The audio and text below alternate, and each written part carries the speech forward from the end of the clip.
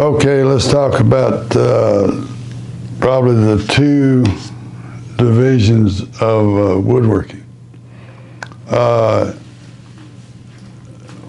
You'd classify one of them, I guess, by guys that use only hand tools.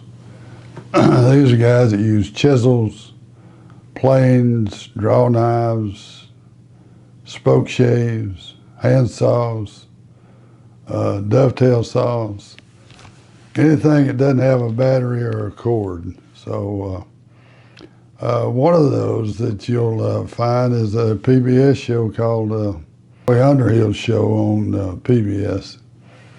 He has all those planes that are made with wood. It's got a cutter in it, treadle operated lathe, a bow saw. So it goes way back. He's one of those traditionalist woodworkers. And then you have the guys with the power tools. You got ones with the cord, you got some with batteries, or most of them nowadays are battery operated. So those are the two that I would classify as the two parts of woodworking. And then you got carpentry, you got the framing, the trim, so on and so forth. They always say that a piece of trim is a carpenter's best friend, but it's still working with wood, and I would say that they were woodworkers. So if you're going to get into this hobby, you need to kind of decide what kind of equipment you need. And you need to do a little research on it. You can buy the cheap stuff, and usually I associated cheap with the fact that it produces bad quality.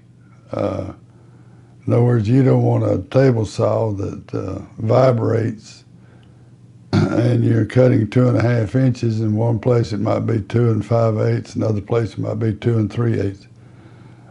Stuff like that don't work, it don't fit, and it doesn't look good.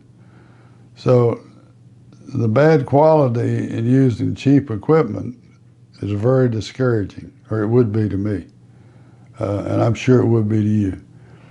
The pricey stuff, more than likely, is going to give you good quality. If you set it up right, and most of these cabinet saws like Powermatic, SawStop, ShopFox, all of those, if you set it at 2.5 inches, that's the width that piece is going to be. So you can depend on it. If you're cutting dovetails, there's certain things like you'd have, like the Incra box jig or the Incra Wonder Fence, so on and so forth. You say, well, I can't afford all that fancy and high-priced stuff. Well, if you do your research and you buy it in steps, you'll be more satisfied than you would if you just jump head first into buying a bunch of stuff that really doesn't work like you want it to. Then after you do all of that and you get into woodworking, then you say, well, where do I go to find advice on doing this or doing that? Today we got the social media. You can call up on YouTube and specify a certain subject, and usually there's a YouTube video out there that'll walk you through on what you're really looking for in the way of answers to your problem or how to do a certain thing. You got your local library, you got your friends, and hopefully they can help you.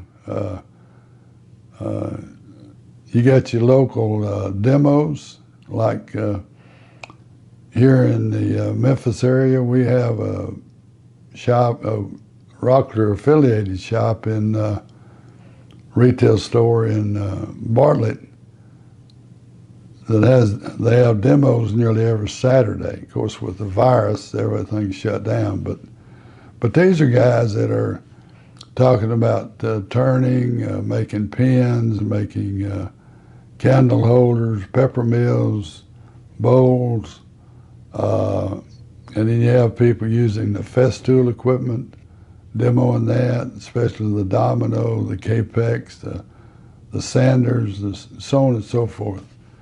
You can learn a lot there, and at this store, they'll be more than happy to try to help you and answer your questions. And then you got your trade shows, where they have actually demos on the floor, but they also have seminars. So you sign up for those. Usually you have to pay for those. Most of the time they're worth the money. And then you have the TV guys like Tom McLaughlin, Rob Cosman. Those guys, they have schools. They offer classes, actually hands-on classes.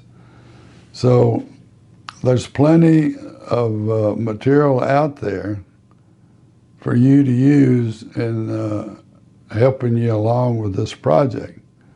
So I want to get into the social media more now, and telling you how you can find it on certain things on YouTube. Let's talk about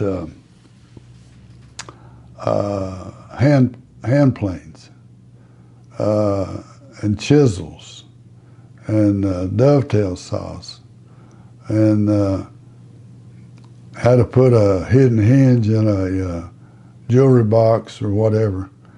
Well, one of the best sources for that is Rob Cosman up in Canada, and he's extremely talented.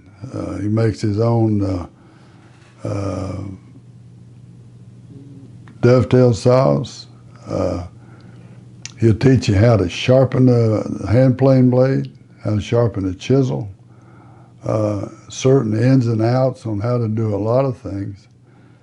And then you have one that I really enjoy watching is Thomas Johnson at Antique Furniture Restoration up in Gore, Maine. He does things that to restore those antiques without destroying the value of that piece.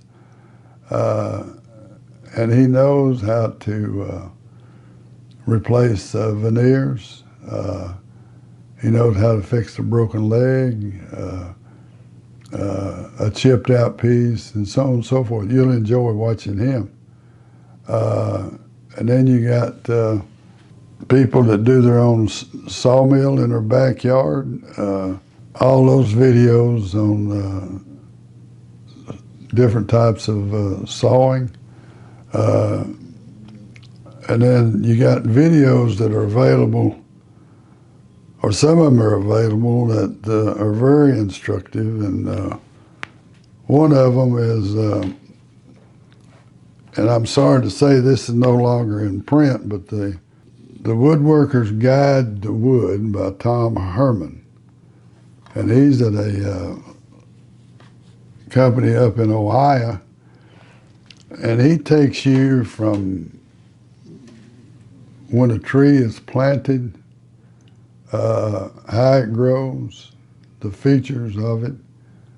He'll talk about rings, rays, the bark, so on and so forth. And he'll walk you all through that, and he'll tell you about quarter sawing, rip sawing, plane sawing, and the features of that.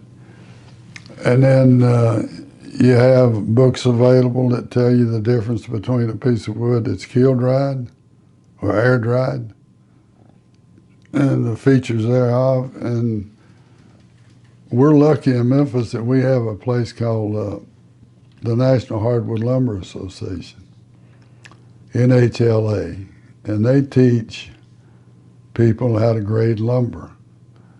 And the reason for that is they got a standard grading system that's all over the world. In other words, if you buy a board from a lumber yard here in the state, that's going to be graded just like the one that's from a lumber yard in, say, India. There'll be so many cuttings in it that make it a first or second or whatever. All of those are graded by the same standard, and that standard is established by the National Hardwood Lumber Association. Now, they have schools here that are worth attending if that would be your niche. I think the base salary to start is in the upwards of $30,000. They got like a 98% placement rate. Probably going to be affiliated with a sawmill, a lumber yard, or maybe a end user. End user would check to make sure that they got what they were charged for, was that quality that they expected to get, and did they get it? So there's a lot of sources that's available to you to enhance you in your hobby, and I hope you like this video. And what I want to do in the future is use some of the local talent. In fact, I've already made a video. It's really broken into 3 pieces because of my 15-minute restriction of Rick Stone turning a hollow vessel out of green red oak. In other words, he turned it the second day after it had been cut off the stump. So anyway, those are what I want to use. And there's so much local talent around here that I want to feature those guys, and maybe you can pick up something from them on how to, and we'll just go with the videos in that way, and hopefully you'll like them. So look forward to talking to you later.